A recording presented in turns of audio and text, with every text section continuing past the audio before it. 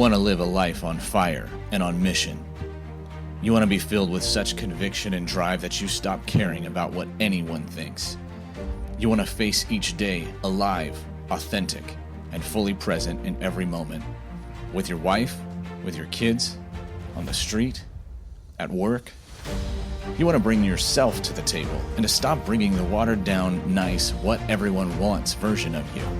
You want that self to be a man who is burning in passion for Jesus, unafraid to bring his kingdom to anyone in your path, no matter what it costs you. You want to love the one in front of you without fear, without needing love back, and without reserve. You want to husband well. You want to father well. You want to shepherd your life well. You want to be a safe pillar for anybody around you.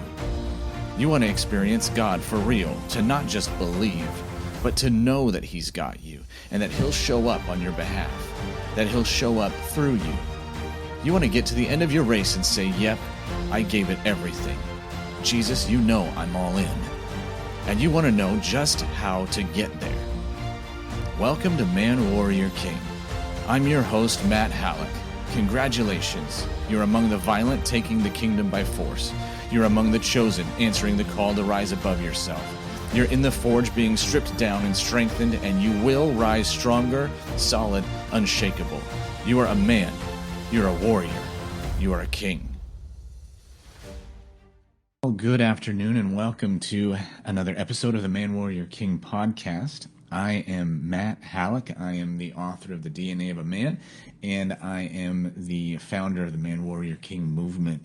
I want to thank you for joining us today on the podcast, and for everybody who has been listening over these last several months and couple of years. You guys mean a lot to me. Thank you so much. And before we get jumping into our topic for today, I want to take a minute to just remind you or announce to you, if you don't know yet, that the Ranks of Adullam is going to be launching in the next couple of weeks. And there is currently a deadline to sign up at a super low price. That deadline is going to be Wednesday, August 4th. All right. And this is very exciting, everybody. The Ranks of Adullam in the past has been a premium priced membership for a 3-month program that started, finished 3 months. Premium price, okay? Everywhere from $700 to $1,000 is what it was priced at. In the last couple of weeks, the Lord has been talking to me and asking me to trust him with a change. And this change is going to work out in everybody's favor. It's going to work out especially in your favor, because now this program that has been transformative in the lives of men, in helping them rebuild their marriages, reconnecting with their wives, in helping them find their confidence, discover their mission in the earth, and learn how to hear God's voice, and learn how to walk in miracles so that they don't feel like they're sitting on the sidelines anymore, but like they're actually living in the book of Acts and seeing the Holy Spirit move around them. This program is now going to be for this coming week, $50 per month. All right. If you join before August 4th, you will be able to have that $50 per month price for as long as you choose to remain.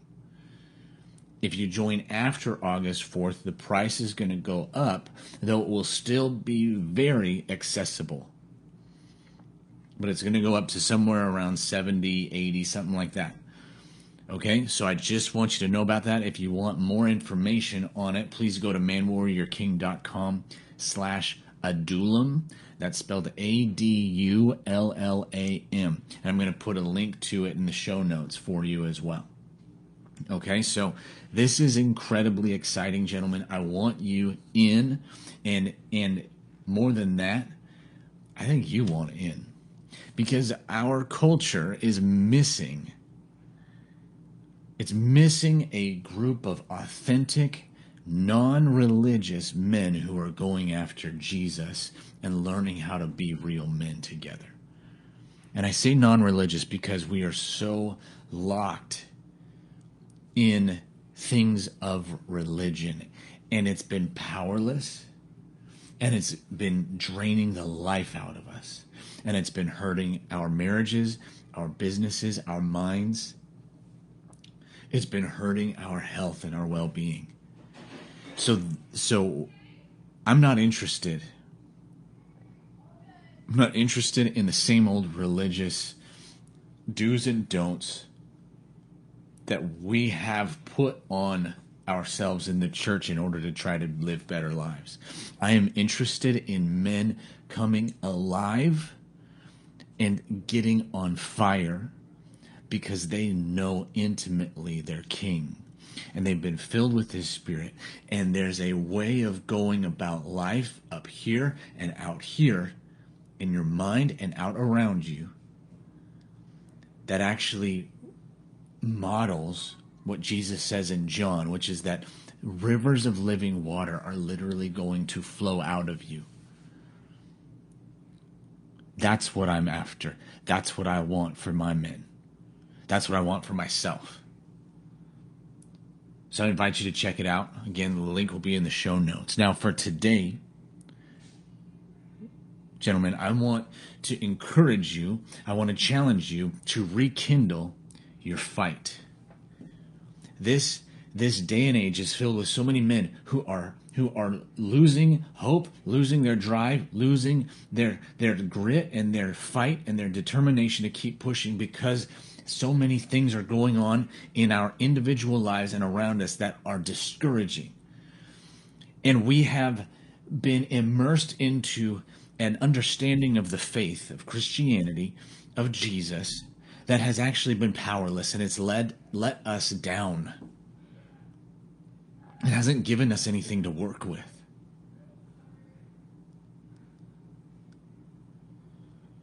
And so if you are feeling weak, wounded, weary, then you're in the right place.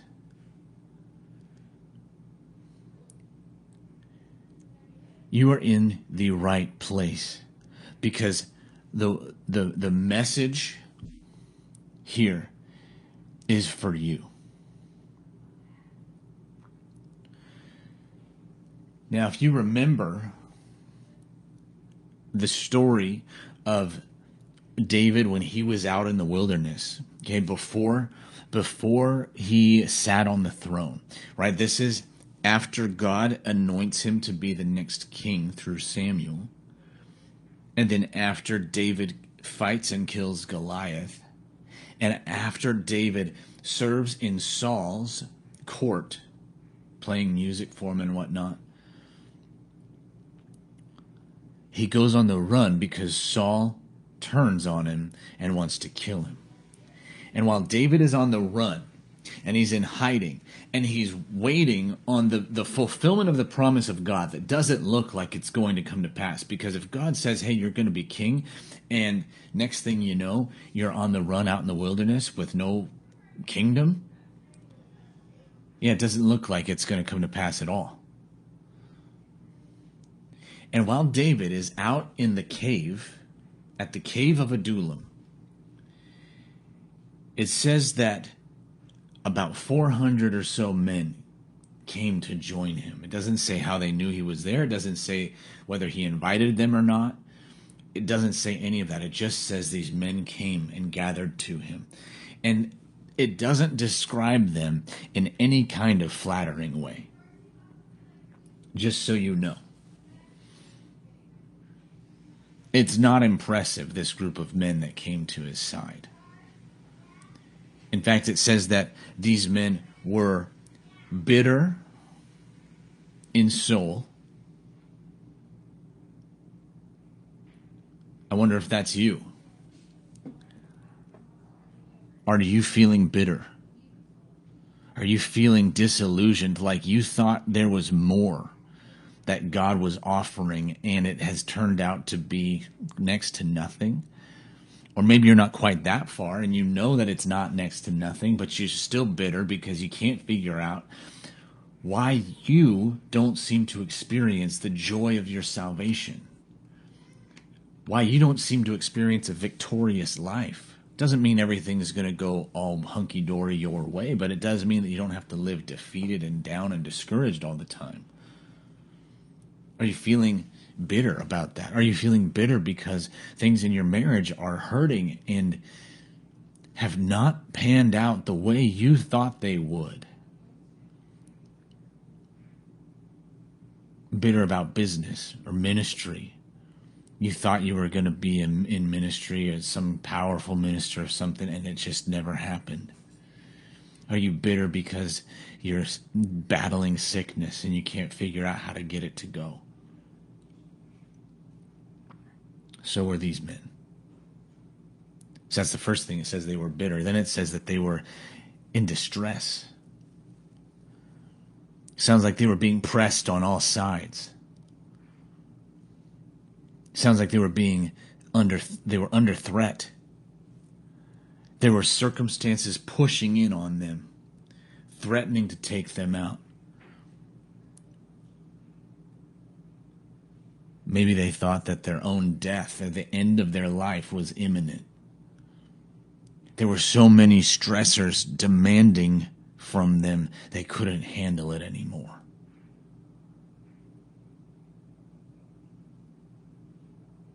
And it says they were in debt. These men were not in a good shape. They were not in a good place. And maybe you are in debt. Literally, maybe you are battling debt, and that is your distress.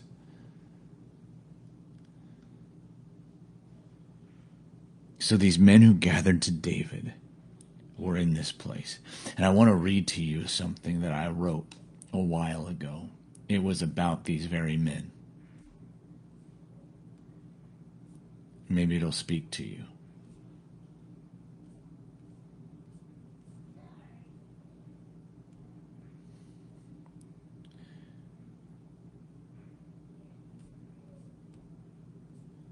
Let's see here.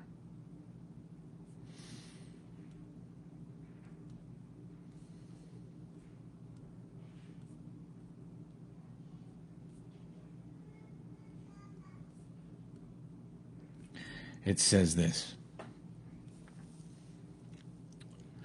Imagine with me for a moment. You're a husband to a beautiful wife whom you've loved for 15 years, since you were barely old enough to be called a man. You started off well, building a house for the two of you to start your family in, receiving a large land inheritance from your father that was more than enough for you to farm and make a good living. Soon she became pregnant with your first, then your second, and third and fourth, and now you have a large family who all look to you as their leader, protector, and provider. But things have gone wrong. Your father died tragically shortly after your second was born, and on top of that, a famine hit and wiped out your crop. You had to sell most of your land just to be able to buy food for your family that year. And over the 7 or 8 years since, you've never been able to recover. Suddenly, the big family doesn't look like such a good idea, and the years of discouraging poverty, in spite of your back-breaking work, which is never enough, are starting to take a massive toll on your body and your mind. It seems like no one in your home is happy, and no one is happy with you. You're trying. God knows you're trying, but it's never enough. You don't have what it takes. If your father were still alive, he'd be able to help you. If he still respected you enough. But he may not even accept you if you've become such a failure. You've taken out several loans over the years and are too deep in debt to be able to pay any of them back. Your wife is suffering in the insecurity of not knowing if you'll make it from one month to the next. She's distant, worn, weary, and hurting. You can't remember the last time you both laughed together, enjoyed the warm summer night together, embraced in long, passionate times together. So you've all but checked out. Maybe you drink, maybe you don't. Either way, you drown your concerns one way or another, and you've stopped facing life head on, like the man that you once were. You find yourself hoping it will all just go away. Then one day, you hear that the king is just outside of town, but he's not in some entourage or leading some army off to battle. He's in a cave alone, hiding. He has no one to support him, to serve as his subjects, no one to rule over. He, like you, is actually just trying to make it. He's trying to survive. He's not living in the destiny that everyone thought God had declared over him. Years ago, the old crazy prophet had told him that God wanted him to be the next king, and after an incredible display of kingship, when he killed the giant, things haven't seemed to work out. He's been accused of treason, he's been attacked, and now he's hunted by the current king. That's funny. It sounds like his life is about as bad as yours. Sounds like he's messed up his calling just like you have. He may not be able to offer you much, but if you go out and see him, he might at least offer some understanding ears. More understanding than God has been lately. In fact, you don't even know whether God has ears or not. You've heard all the stories of how he used to show up, pretty much daily. But that's all they are, stories.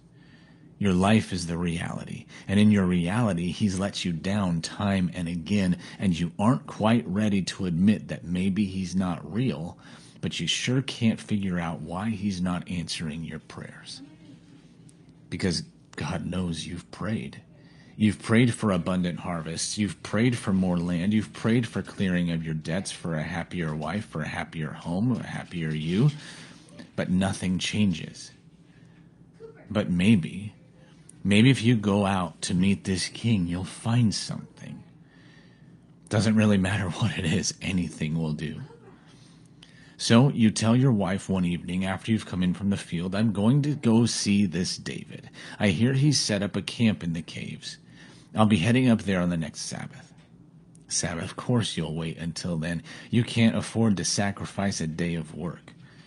So that day comes, and you pack enough supplies for a day's hike, food, water, clothes, and you're taking your 2 oldest kids with you. You might as well. They could use the change of pace. After a few hours hike out to the caves, you come to what now looks like a small encampment of, who knows, about 100 or so others, mostly men, some of them you recognize, others you've never seen before. All of them look like hell. And you wonder whether bringing your kids was a good idea. As you walk through the different campsites, you see men roasting carcasses of animals they hunted earlier that morning, others sparring with swords, spears, even pitchforks, and yet others are circled around placing bets on whose face will get slammed to the mud next. You hear men telling stories of battle, glory that you're pretty sure are only minimally true.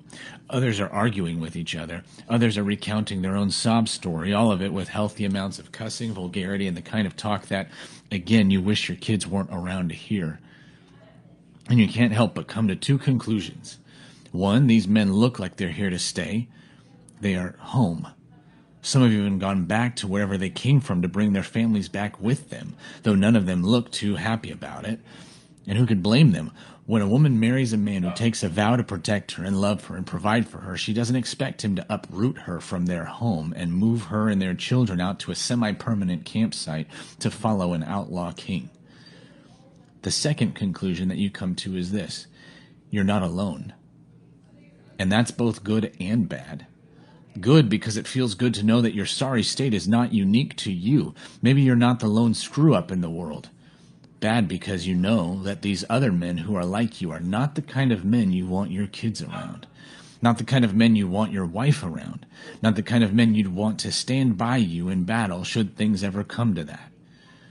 In fact, the best way to describe them is a bunch of ragamuffin boys who've forgotten what it means to be men. They're scrawny, they're dirty, they're sloppy, they're disheveled. They're in distress, in debt, bitter in soul. You don't trust them and probably won't ever. But with a child under each arm, you vigilantly keep walking up the sloped, rocky terrain to what you only assume is the cave, the one where the supposed king is.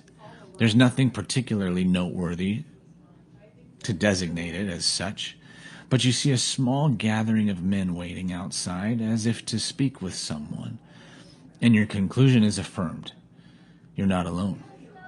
Soon enough, you hear something alien to this place. It's nothing like the sounds of men cursing and fires crackling and swords clanging.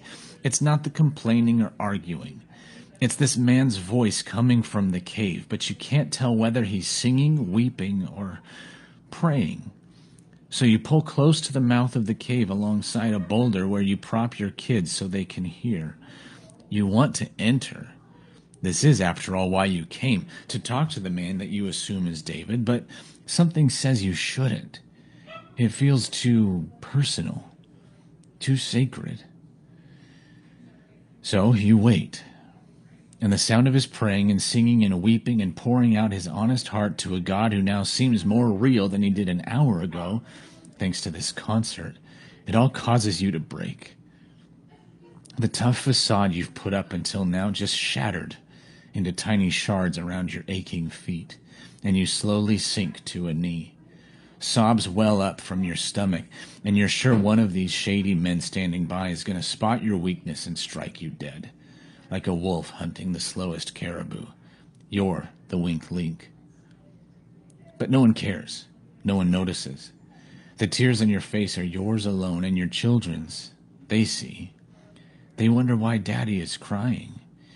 And you wonder too, and you tell them you don't know. But you're tired. You're hurting, and you're not sure how much you have left in you. You don't tell them that. They hear it from your eyes. In time, probably no more than a few minutes, the sounds stop and the men around you straighten like they know something you don't. But it doesn't matter to you right now. You're not sure who the heck you even are at the moment, so thoughts of proper decorum escape you. David emerges from the stark shadow angled down by the early afternoon sun. He too has tear streaks on his cheeks. He too looks like a man undone, but there is one key difference between him and you. He clearly knows who he is. You're just an orphan trying to scrounge up some bread. His tears are mingled with a countenance of peace, confidence, and belonging. Yours are falling through a desert of loneliness and despair. And you wish you had what you see in him. In just this one moment, you can tell he is a king. But not just a king of a divided nation. He's a king in his very blood. It's in his DNA, which is strange. He was just a shepherd. While all of this is swirling in your head, he steps towards you, of all people. He moves not with the stiff pomp of a king, but with the normal, casual comfort of an old friend. He sees your kids on their boulder, smiling at each and patting them on the shoulder. He looks at you in your unmanly state, asking, "Why are you here?" You don't really know what to say, so you just talk. Honestly, I don't know. My life is falling apart and has been for years now. I've tried to fix it. I've tried to provide. I've tried to love my wife. I've tried to be a good dad, but I'm just failing. It's all gone to pieces. I turned to God, but he did nothing. I turned to lenders, and now I'm in debt. I turned to my wife, but she is running on empty. I turned to myself, and I found that I too am empty. I don't know what to expect from you other than listening ears, even just for this one moment right now. I'm sorry. David takes it in, and after a second he replies, "Well, I'm glad you're here. If you decide to stay, you will be welcome. If your children and wife join us, they are welcome. I can't offer you anything. I have nothing to give other than a promise and prophecy that I will be king one day. But you can't pay your debt with that, nor can you heal your marriage." David, why are these others here? Well, they're like you. They're worn out, beaten down, failures. They have nothing to offer me, and I have nothing to offer them. Okay, so why do they stay? David laughs. That's easy. He pauses, considering his next words. The cost of going back to the way things were is greater than the cost of risking hope one more time. You take this in, completely understanding the sentiment. We can't go back to the way things were. I can only risk going forward and hoping. And before you stop them, the next words sneak their way out of your gut. I want what you have. And now you're embarrassed, like you spilled your true inner inadequacy all over his shoes, and that embarrassment sweeps over you. But David is unshaken. He's clearly heard this before from each of these other men around. when you really want it, you'll have it.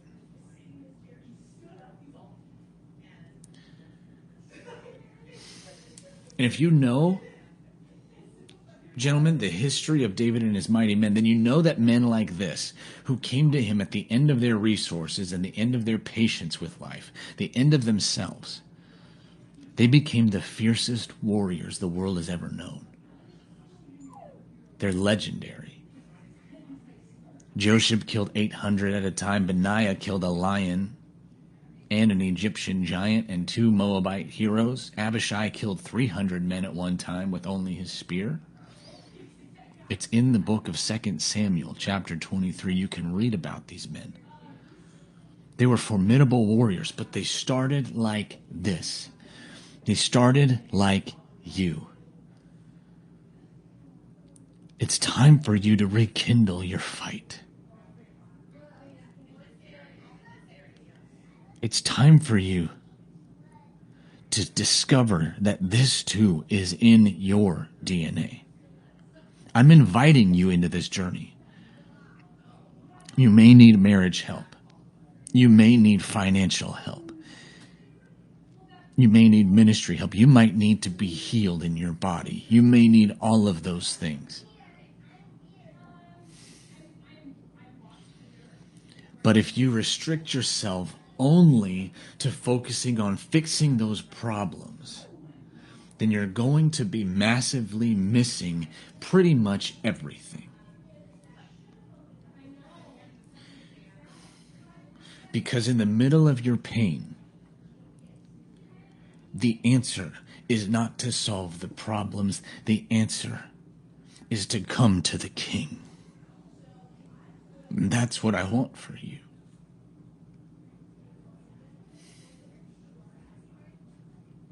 You have to reconnect with your King. A dear brother of mine just sent me this email. Actually, a couple, and they're longer than I'm going to read you. But he was sharing a prophetic word for me for the Man Warrior King movement, for the Ranks of Adullam. But in it, he quoted Matthew chapter 11.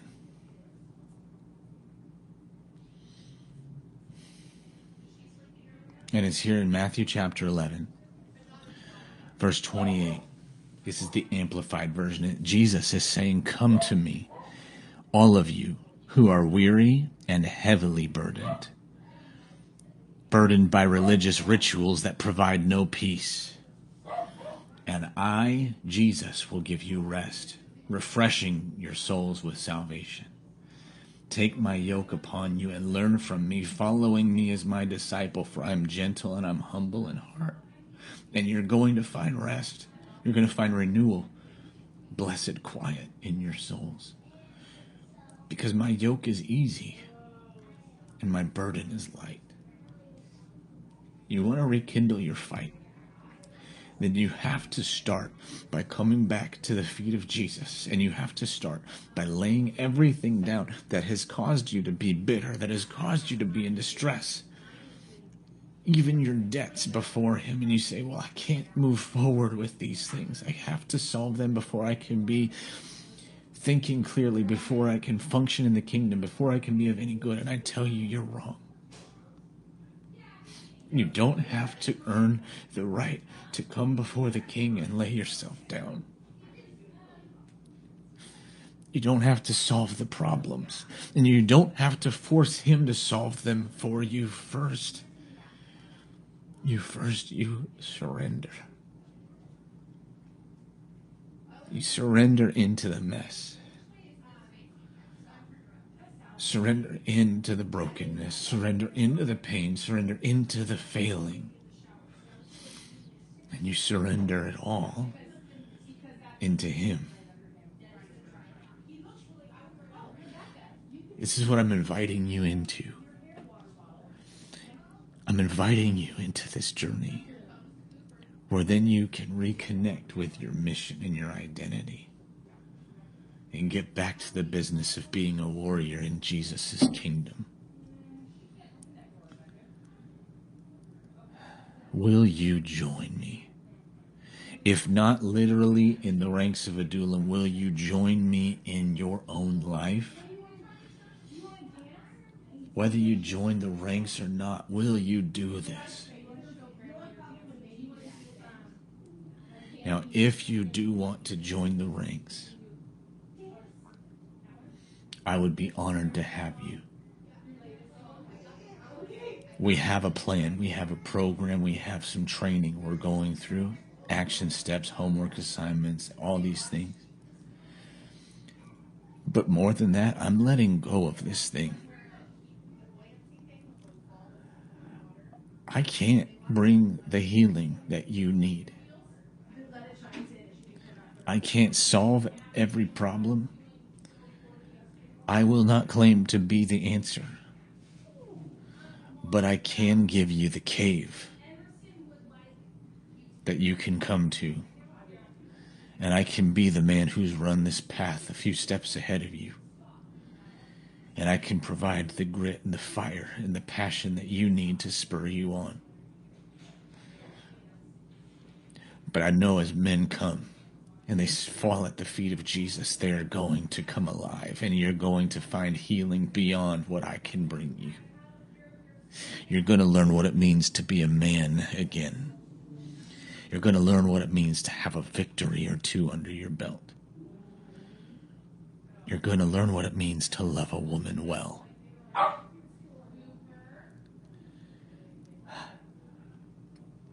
Whether you join me or not, gentlemen, I love you. And I want your life to be everything that God meant it to be. I want your life to be epic and legendary like these men. And I want you to be so passionately connected and committed to your King that nothing pulls you down from that. I want your life to be moving from one glory to another.